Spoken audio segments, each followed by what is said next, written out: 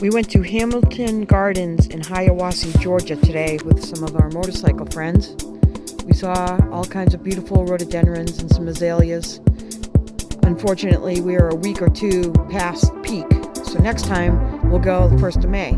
Here's a beautiful view of Lake Chatuge from Hiawassee.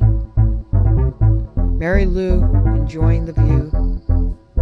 There are 3 or 4 different trails that go through the woods here, and it's just beautiful. Here we all are. That boulder the deck was built around the boulder. That's pretty cool. Here we are. There's a really neat dragonfly made of steel that's set up. Very cool. Some more rhododendrons. Mary Lou enjoying some roadies.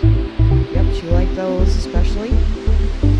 So yeah, if you're ever in Hiawassee, we highly recommend going to Hamilton Gardens. Thanks for watching. Have a great day.